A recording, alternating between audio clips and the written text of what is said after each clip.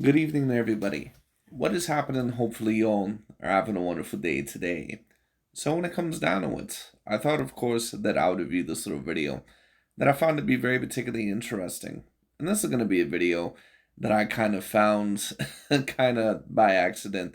But this is going to be a video, I believe, by a boxing channel by the name of Jack Talks Boxing or something of the sort.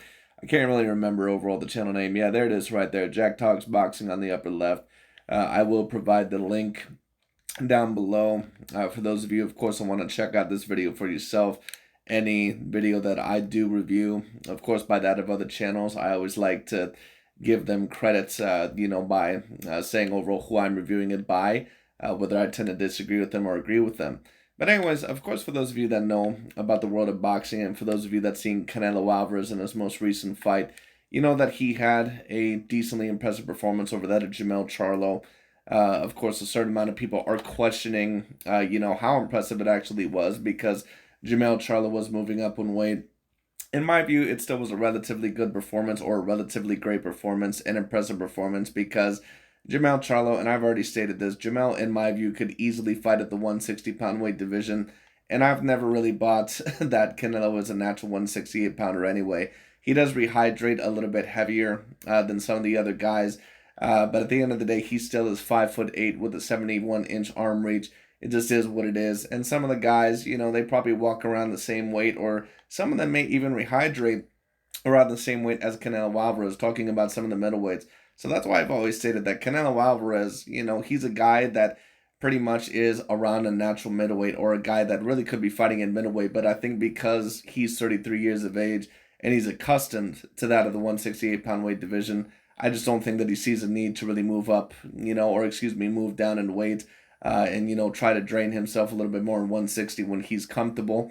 Because, of course, a lot of fighters, once again, when they're at a certain weight at that point in time in their career, they don't feel like eating less. And a lot of the times it's harder to lose the weight and shed the pounds a little bit more, when, when you're a little bit older, when you're in your 30s. It takes more exercise, it takes more work. So, a lot of the times they would just rather stay at the division that they've been at for a little bit. So I think Canelo at this point, that 168 is probably the most comfortable for him.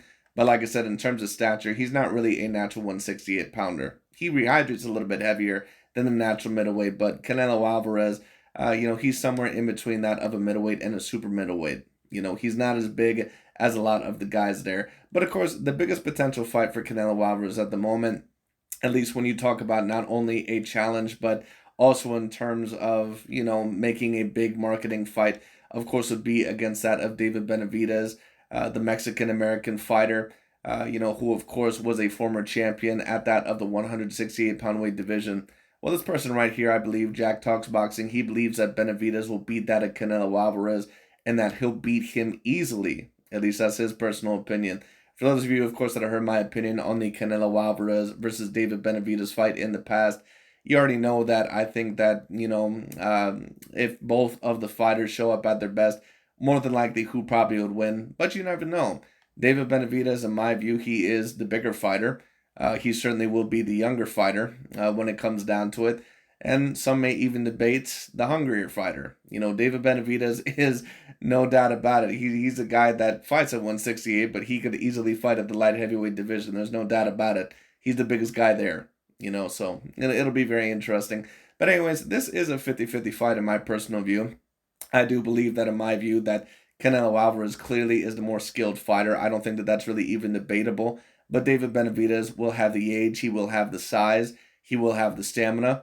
It's just going to be very interesting to see how Canelo Alvarez, how he's going to try and counter that. It's going to be very interesting because I don't think he's ever really fought a complete style like David Benavidez. Not necessarily in terms of the punches and bunches and trying to come forward. I think that he's fought fighters that have somewhat been like that. But he's not just fighting a fighter that is going to have that type of style. He's also going to be fighting a fighter that's pretty much a natural light heavyweight and is going to be a decent amount bigger than him. So it's going to be very interesting to see. But anyways, let's see what this guy has to say. Let's get straight into it. I thought that I would give my thoughts. Let's get straight into it. Canelo Alvarez, the face of boxing, the undisputed 168-pound super middleweight champion. Excluding his loss. Hey, did you hear that, everybody? Canelo Alvarez, the face of boxing. Don't tell that to the LDBC and new media, boys. They'll be on your ass. Bivol last. You're wrong, because Gervonta Tank Davis sold one pay-per-view of his last 17, and it did 1.4 million pay-per-view buys. Even though the last 17 pay-per-view events overall that he didn't do any more than 200,000 pay-per-view buys. And don't get me wrong, Gervonta Tank Davis, he is a great sell. And I think that Gervonta Tank Davis, that he is eventually going to become the face of boxing. But right now, I would still have to say it's Canelo Alvarez, just because of the average pay-per-view numbers and the numbers that he gets. That happened at 175 pounds.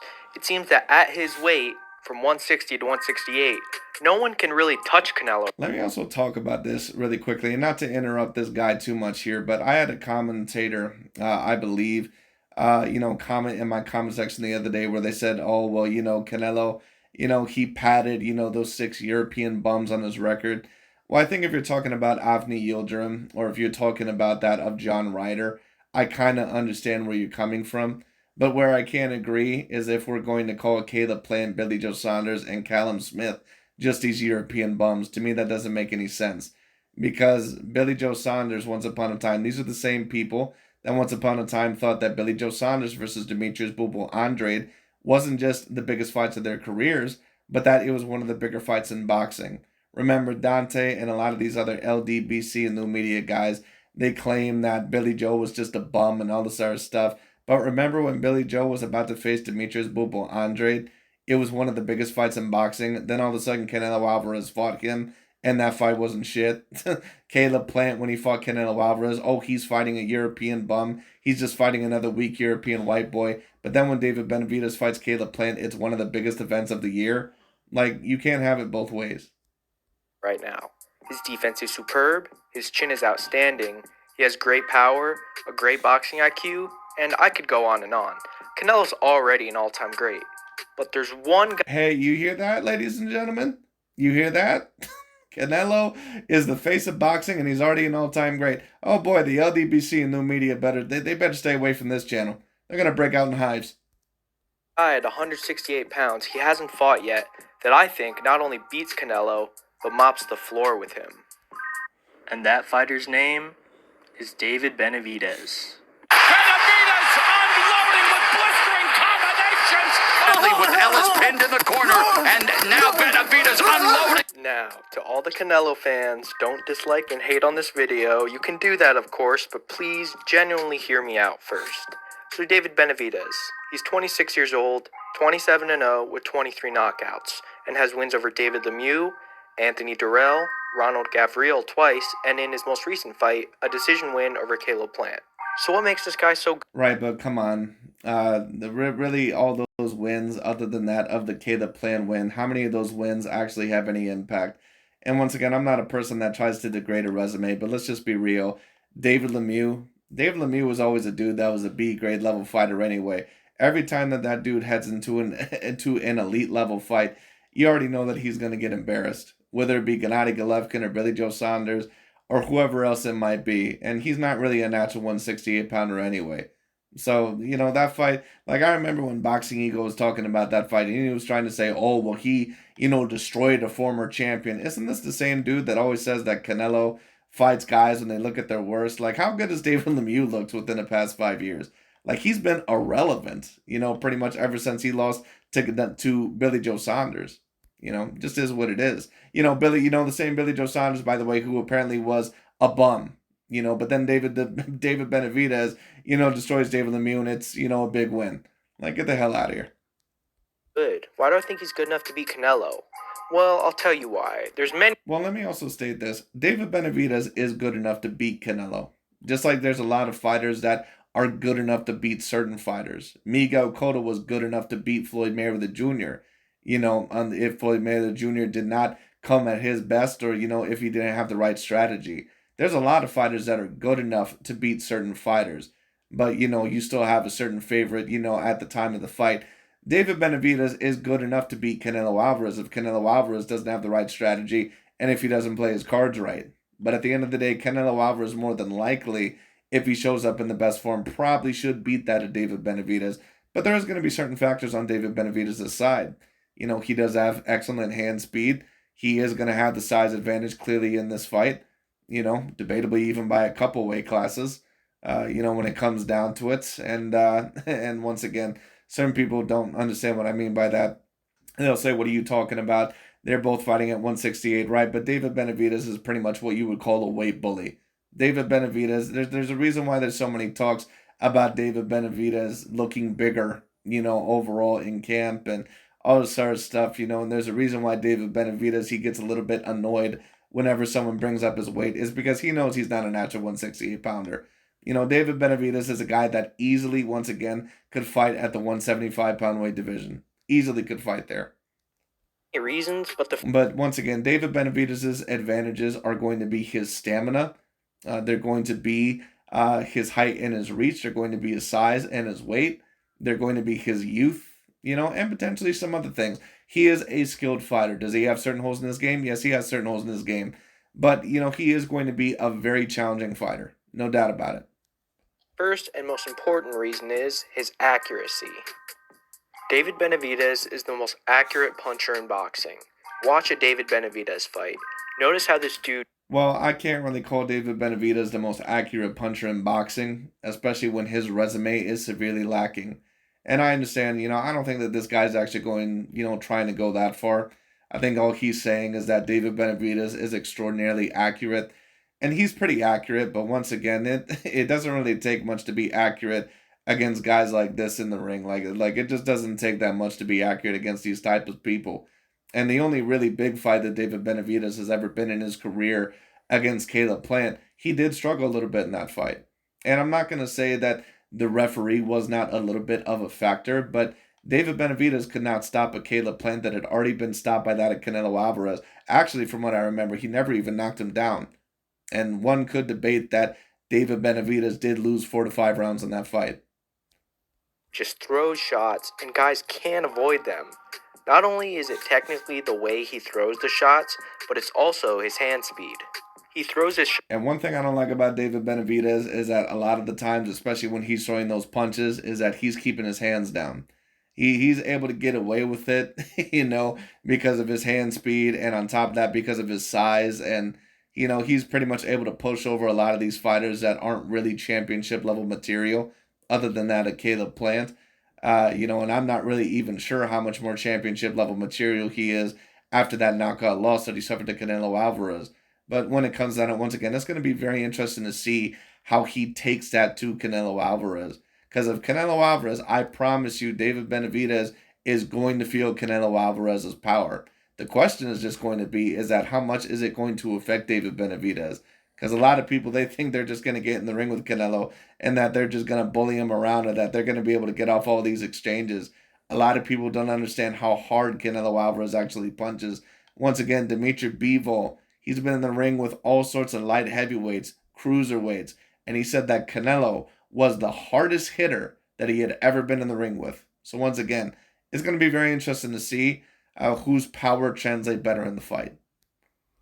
It's very similar to the way Gennady Golovkin does. In other words, he throws the shots perfectly. He doesn't telegraph them at all or load up on the shots at all. He just throws it from the area his fist is at and snaps at the end of the punch. And a lot of the shots he throws are really short too, so it's really hard to see coming. Even when he throws these mind-boggling, extremely fast combinations, he's still landing almost every shot he's throwing. It's insane. And like before, I previously mentioned Golovkin. It makes a lot of sense that Benavidez sparred Golovkin for 5 years in Big Bear when he was only 15 years old. Bro, and if you're familiar with my channel, you know that Golovkin beat the brakes off Canelo twice, but was robbed on the scorecards. And in my opinion... Well, no, he didn't really beat the brakes off of Canelo twice. The first fight was somewhat competitive, even though I personally would have gave Golovkin that fight probably about 7 rounds to 5, 8 rounds to 4. And in the rematch, it was also very close. But Canelo Alvarez, if we're really just going to be logical, Canelo Alvarez did just pull off that fight. Gennady Golovkin did not implement his game plan enough in that rematch. On top of that, Canelo was just better. He landed more in that fight. He landed usually, on average, the more impactful punches. That doesn't mean that Gennady Golovkin didn't get his in there.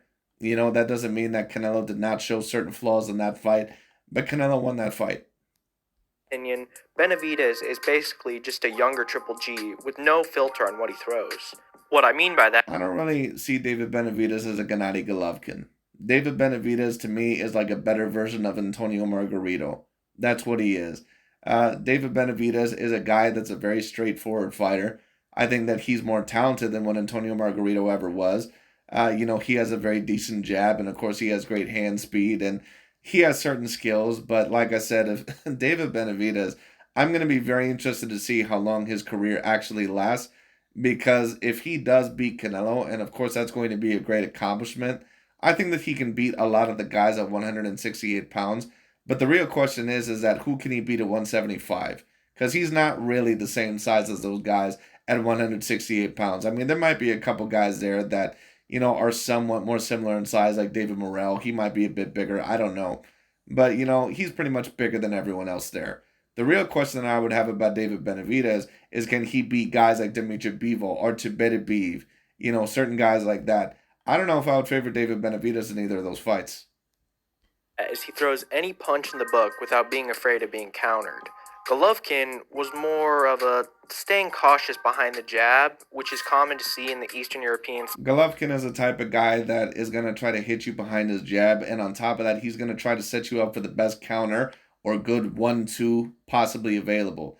David Benavidez is a guy that throws a lot of punches in bunches. And don't get me wrong, that's not me saying that he's not going to set you up for counters. He does like to set you up for the jab. He does like to set you up for hooks to the body, uppercuts, yada, yada, yada, yada. But David Benavidez, once again, he's a guy that likes to throw in a lot of punches in bunches.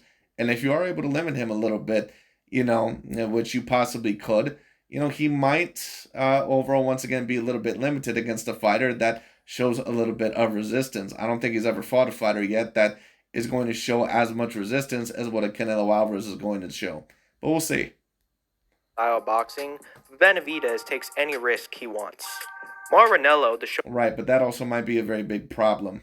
And if you take a look at some of David Benavidez' combinations, a big part of the problem with him is that a lot of the times that he does not return his hands overall to that of his face. Now, to be fair, that could just be the type of opponent that he was facing. A lot of fighters, they fight to the level of their competition. And I think David knows that the majority of these people that he's in the ring with, that he pretty much can just walk over them.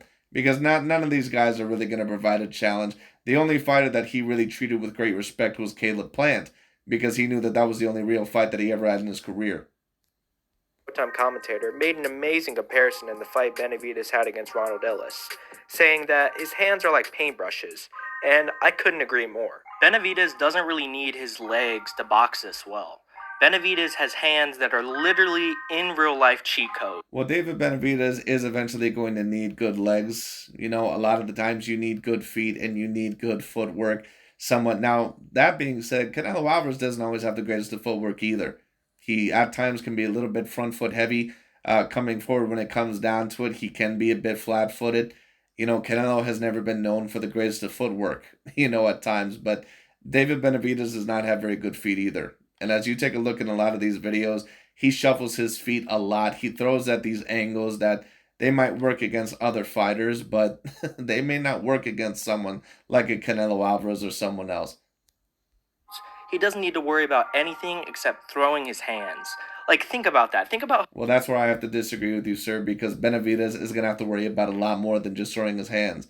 Because Canelo Alvarez, he's not just going to be a punching bag like a lot of these other fighters that he's fought in the ring. Canelo is going to be throwing back, and he's going to be throwing back with hard intentions. There's a very decent chance, once again, that Canelo, that he's going to have a level or two above Benavidez' power. Above Benavidez' power. Canelo, in my view, I have no doubt about it, even for his size, has more punching power in his hands than what David Benavidez does for his stature. I have no doubt about that whatsoever. So, we can say all this about, Benavidez just has to throw his hands. And a lot of people are probably predicting that, Benavidez, he's just going to outdo Canelo and eventually wear him down. A lot of people thought the same thing about Gennady Golovkin, and a lot of people thought the same thing about other fighters. But people don't get it, because when they finally get in the ring with a fighter that knows how to box and has power and actually shows some sort of resistance, all of a sudden they start saying, well, why isn't he throwing as much? Why isn't he doing this? Why isn't he doing that? It was the same thing with Tyson Fury and Deontay Wilder. People were saying, why isn't Deontay Wilder throwing more? Why isn't he throwing body shots? Why isn't he doing that? Why isn't he doing this? Is because he was finally in the ring with a boxer that knew how to handle this type of style. Or finally in the ring with a true boxer. So once again, I'm not going to sit here and tell you that David Benavidez doesn't have a chance. I think that he has a great chance to possibly defeat Canelo Alvarez. I think that the fight's about 50-50. But I'm not going to sit here and tell you that all David Benavidez needs to do is just throw his hands. No, David's going to have to be very defensively responsible in that fight. Because if not, there's a possibility that he may get knocked down a couple times in that fight. Potentially even stopped if he's not careful. How awesome it'd be to be Benavidez. You can land on guys whenever you want, and you can throw like 16-punch combos if you want. Crazy stuff. That being said, it is going to be very interesting to see how Canelo Alvarez, what he does against that of David Benavidez. In my view, if you're Canelo Alvarez, the way to beat David Benavidez is to gain his respect and basically push him forward. I don't think if you're Canelo Alvarez, unless you're taking certain rounds off, that you want to be on the back foot against that of David Benavidez, because David Benavidez is a bully fighter. And it's no offense against David Benavidez, but just what I see from his style, he comes across as a relatively one-dimensional pressure fighter to me. That's just my personal view. Because if he actually is pushed back, I need to see what he actually has available. I'm not saying that maybe he can fight a little bit on the back foot, but he has limited head movement. He does not have the best of feet. He can be hurt, a little bit. Not saying that he has a bad chin, but I'm just saying I don't think he has the chin of Canelo. Just my personal view. So it'll be very interesting. And it's a really fun style to watch. And guess what? I'm going to mention Triple G again, because he fought 36 rounds with Canelo, and I feel like him and David have lots of similarities, and they shared plenty of time in the ring together in sparring. I think about the only similarities, in my personal view, that Golovkin and David Benavidez has, this is just my personal view, I think that the only similarities that they actually have is that they both have a very good jab. The difference is that David Benavidez has a very good jab. Gennady had like an all-time great jab. Like, Gennady had one of the greatest jabs that I've personally ever seen. He was extraordinarily accurate with it. But both of them were somewhat of pressure fighters. But Gennady had, in my view, a little bit more in his toolbox than David Benavidez. But we'll see. We'll see, because everything is revealed eventually, once that pressure is put on the pipes. So, isn't it kind of funny seeing Triple G's jab? I mentioned it before already, but the fact he doesn't miss and constantly nails guys in the nose and mouth with the jab is kind of... What you also notice about Golovkin there is that he's keeping his right hand up whenever he's throwing the jab. And that usually he keeps his hands up, or a hand up whenever he's throwing the other punch. David Benavidez has a very, very, very bad habit of keeping both hands down at times, especially when he's throwing combinations. A lot like that of Amir Khan. For those of you that remember the Amir Khan-Danny Garcia fight, I remember watching that fight actually a couple times, and I remember a lot of people saying that, Amir Khan was whooping Danny Garcia's ass and all sort of stuff. But actually, if you end up rewatching that fight, and Khan was probably winning the rounds just because he was landing a bit more and he was throwing more, but Danny was actually landing a lot more counters than what, you might remember. He was landing a very good amount of left hooks in that fight because Khan has a very bad habit of throwing long-lasting combinations, and never keeping one of his hands up whenever he throws combinations. And on top of that, not having good hand movement. That's actually kind of what David Benavidez is like. He's almost like a more pressurized version of Amir Khan. That's really what David Benavidez is like. Kind of funny, because you can imagine how frustrating it is to be fighting him. But obviously with a much better chin and probably better power and probably even a little bit more, better fight IQ, Well, Benavidez has the accuracy of Triple G's jab with all of his punches. But enough of this accuracy and offense stuff. You're probably thinking, dude, Canelo will counter him. He's been dropped before and his defense is bad. Okay, let's talk about that. I'm not going to say that his defense is bad, but I definitely think that it's leaky. And when it comes to Canelo Alvarez, a lot of the times, as they say in the big football games, defense wins championships. Well, Canelo Alvarez is one of the greater defensive fighters, I can promise you, of the past I don't know how many years. So, once again, going to be very interesting to see overall how Benavidez copes with that type of defense. Because Canelo is going to be a guy that, first of all, is going to be hard to hit. A lot of the times, hard punches are going to be coming back at you. And on top of that, he's a great counterpuncher. He has great boxing IQ. Okay, first off, yes, he has been dropped before by. But take a look at those feet. Whenever he's throwing certain punches, he lunges a little bit. Now, I don't think he's going to do that much against Canelo Alvarez. I think he was doing it against this guy because I think he thought that he had this guy dead to rights, or that this guy did not gain as much respect for him. But that's why I say David is going to have to be very defensively responsible. I'm not saying that he can't beat Canelo Alvarez, but he's going to have to be very defensively responsible. I just don't see David going in there and just mollywhopping that of Canelo Alvarez and just outthrowing him like 5-1. I just don't see that happening because Canelo Alvarez is just too good defensively. He's too good of a counterpuncher. He's too accurate and he's too powerful. So if this fight does end up going to either man, more than likely it's going to be going to them either 7 rounds to 5, maybe 8 rounds to 4. It depends on a couple factors. It depends on how good David's defense actually is and if he's able to handle Canelo Alvarez's power and his boxing IQ and his counterpunching ability. And if he's able to handle Benavidez's stamina, if he doesn't tire out himself, and if he's able to handle his size. And on top of that, his offense. So we'll see. Ronald Gabriel, who is 18-1 with 14 knockouts. But guess what? Benavidez was only 21. It was his first title fight, and he clearly won the fight, then dominated the rematch. And let's look at the knockdown, because this is the only knockdown in Benavidez's career. Okay, so Benavidez is throwing punches, but he was very careless defensively and got caught with a perfect counter punch. He was very careless defensively. He also was very careless with his feet. David does not have very good feet. I'm not saying that he has the worst feet that I've ever seen, but he shuffles his feet a lot when it comes down. So once again, going to be very interesting to see how Canelo Alvarez, if he takes advantage of that. Yes, it was only a jab, but look how picture perfect this shot is. In boxing gyms... Well, the reason why that happened is because David Benavidez lunged and his feet, a part of his feet were basically off the ground, and he basically lunged forward with his chin wide open in the air and both hands down. That's why that happened. And I'm pretty sure even David Benavidez would tell you that's why that happened as well. This is what they would want you to do for a counter punch, but rarely is it ever this perfectly timed and this perfectly executed.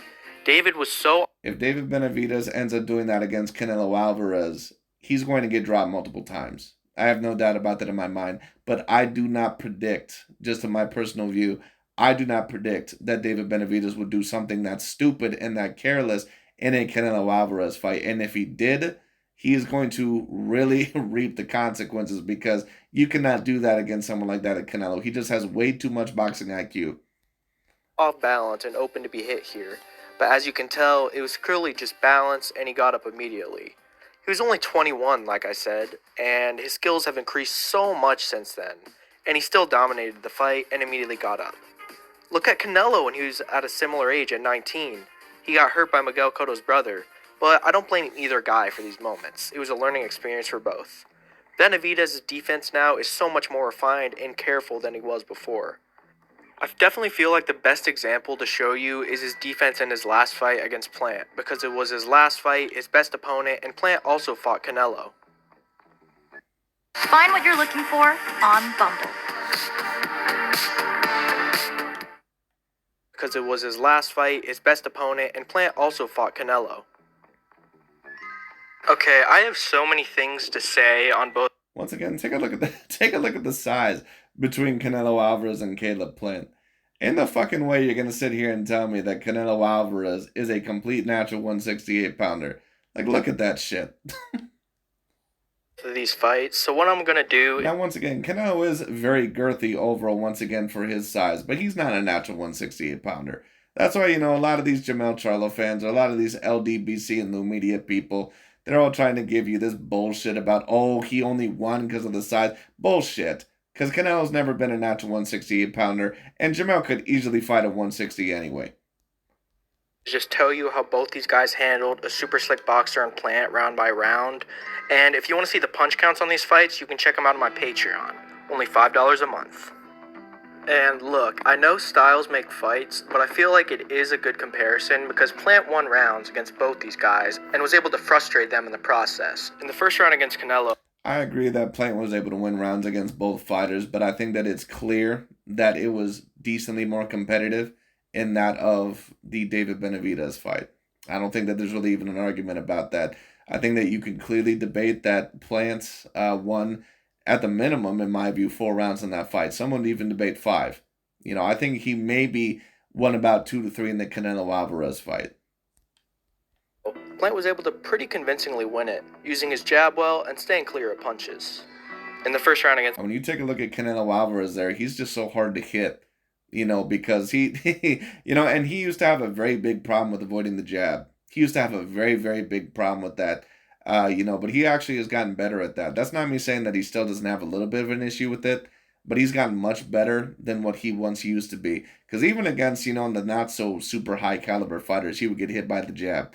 But, now unless you're like a very high level fighter, you're not going to be able to affect Canelo Alvarez as much with the jab. Benavidez, Plant was once again able to pretty convincingly win it with his jab. But it's only round 1, so it really doesn't matter. And you take a look there, David Benavidez does not have great head movement.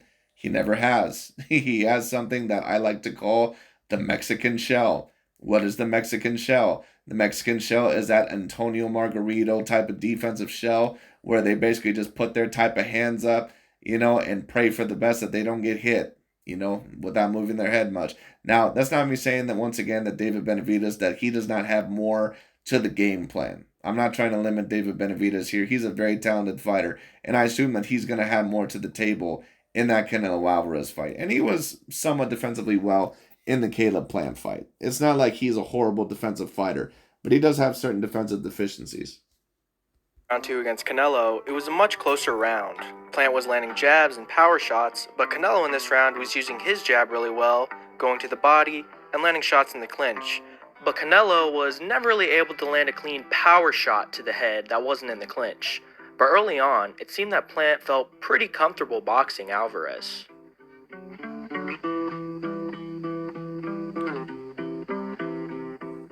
In round 2 against Benavidez, Plant seemed to do the same good boxing in round 1, except Benavidez was landing some good power shots, and it seemed that Plant was doing his very best to stay away from Benavidez, doing a lot of holding and trying his best not to get overwhelmed by Benavidez's pressure. I feel like I'll just ramble on and on if I go round by round, so I'll just give you the gist and highlights of what happened in the fights. So Plant... If you're Canelo Alvarez, by the way, you are going to have to go to his body. Actually, both fighters are really going to have to go to the other fighter's body. The thing is with David Benavidez is he going to be able to go to Canelo Alvarez's body without getting hit in return? Because that's what Canelo Alvarez a lot of the times is looking for. He's coming forward, he's waiting for you to throw a punch, and as long as he's within range, he's going to overall get you with something. That's mainly what his plan is. And David Benavidez, he tries to do some of those same counters as well, so it's going to be very interesting. Fought a perfect first 5 rounds against Benavidez. He wasn't getting tired. And once again, you see right there when he got caught, not great head movement by David Benavidez. He was holding a lot in order to give himself some time to recover in the round from Benavidez's pressure. He was 100% mentally focused on winning and staying away. But the moment Plant got tired and lost focus was when Benavidez had truly won the fight. Plant got tired. And that's also going to be very interesting because Canelo, once again, he will have to be very great in terms of conditioning in this fight. I don't think that he's ever had great stamina, but he does know how to pace himself. So if he does show up in the same way what he did in the Caleb Plant fight and also as what he did in the Jermell Charlo fight, I would probably favor Canelo Alvarez, but you just never know. Round 6. And Canelo in the Jermell Charlo fight, even though he looked very good, I still don't think that he looked as good as what he did in a couple of his other fights before that of the Dimitri Bivol fight.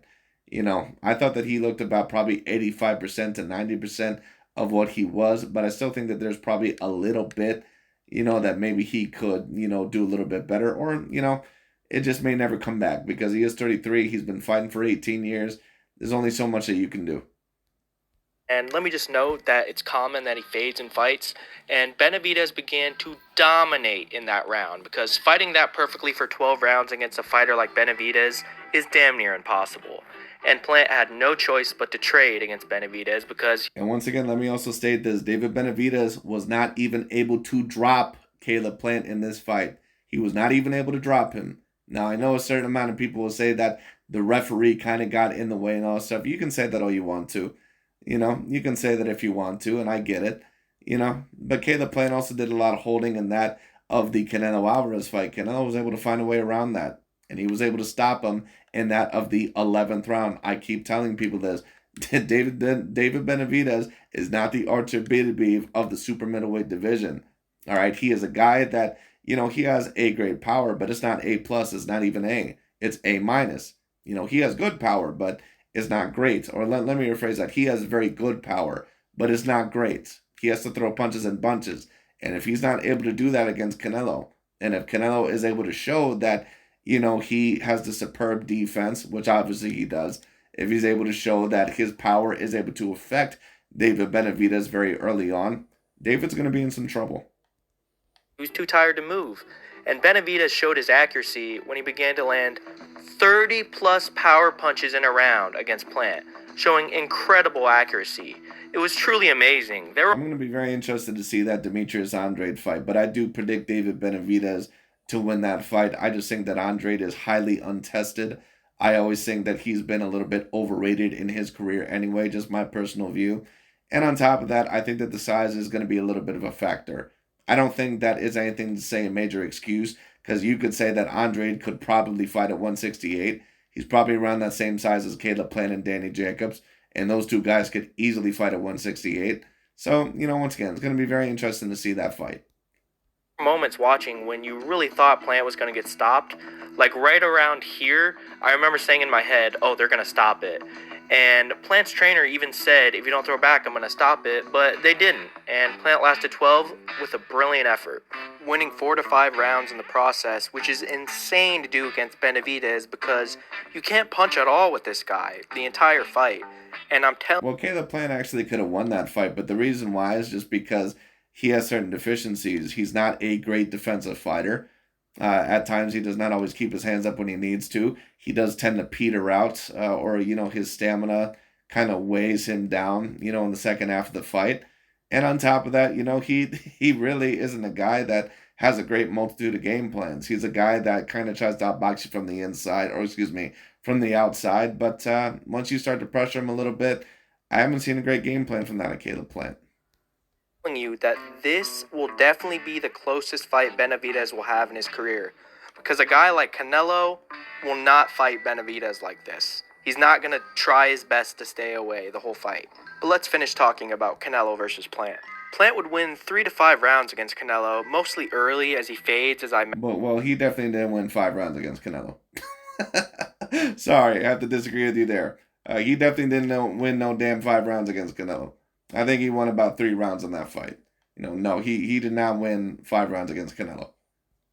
And Canelo started to take over. But when Canelo started to take over, he was definitely not winning in the fashion Benavidez was.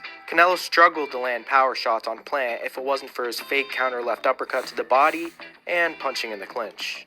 But in round 7, it seemed that Canelo got tired because he stayed on the ropes against Plant like he did against Triple G in the first fight. Canelo has stamina issues too, and the way Canelo fights and his conditioning problem, I honestly think Canelo would get stopped by Benavidez. But Canelo... I'm not going to predict that Canelo will get stopped by Benavidez, because I think that even if Benavidez does beat Canelo, I just think that the power, and I think overall that the skill will just be, and the defense will just be a little bit too much for Benavidez to stop him. And once again, I just don't think Benavidez has A+ level power in the first place. But we'll see. Versus Plant was real close for the first 10 rounds. Probably 6-4, I'd say, is the right score. No, it was probably about 7-3. Once again, I think you could debate that Caleb won about maybe 3 of the first 4, and then after that, Canelo really started to take over. Then in round 11, Canelo got Plant with 2 great shots that put him down. Plant was hurt, and Canelo followed up and finished him. And I do not want to hear, oh, Canelo stopped him, so he's better. That's not necessarily how it works. Styles make fights, but yes, I will give Canelo credit. The stoppage over Plant was impressive. I hope I gave you guys a good picture of why I think Benavidez would win this fight. Style, accuracy, good defense, youth. But all I hope is that this fight happens. Who do you think wins in a fight between Canelo versus Benavidez? Leave a comment below and be sure to follow my Patreon for more exclusive content and early access to videos like these. Thank you guys for watching, and I'll see you next time. But anyways, that's pretty much about it for this video. Do I think that he broke it down, in the best way possible? I mean, I'm sure that he did it the best way that he could. In my personal view, I don't think overall, just by looking at David Benavidez's most current fights, that you can take a look at it and just say that Benavidez is just going to destroy or stop Canelo. I just don't think that that's how it's going to work, because once again, Canelo is not going to be this guy that, and he has stamina issues, yes, but I just don't see David Benavidez going in there and having a super dominant round over Canelo. I mean, if I'm wrong, then I'm wrong. David Benavidez, in my view, in order to have a round like that over Canelo, he would have to have, like Artur Beterbiev level power or Dimitri Bivol level power, and he doesn't have that. So once again, we'll see what happens. But this is a very exciting fight, no doubt about it. And he brought up some decent points in my view. Definitely some that I thought were very interesting. But this is going to be a very interesting fight when it does happen. And more than likely, it is going to happen one of the next 2 times that Canelo Alvarez fights. So let's see. And of course, we don't want to, count our chickens before they hatch. We don't want to put the cart in front of the horse here. Demetrius Andrade, of course, he is fighting David Benavidez next month, in the month of November. So we'll see what ends up happening there. But once again, I'm fairly confident. I'd give Benavidez about a 70% chance to defeat that of Demetrius Andrade. So we'll see. But I'll have to give my full fight breakdown and review on that one when that fight comes around. But anyways, thank you all so much for watching. Going to be a very interesting fight. I thought that this lad here, of course, had some very interesting points. Some, of course, that I thought he could have maybe went a bit deeper on. But, all in all, interesting video. No doubt about it. But anyways, that's pretty much about it for today. Thank you all so much for watching. I'll talk to you all later.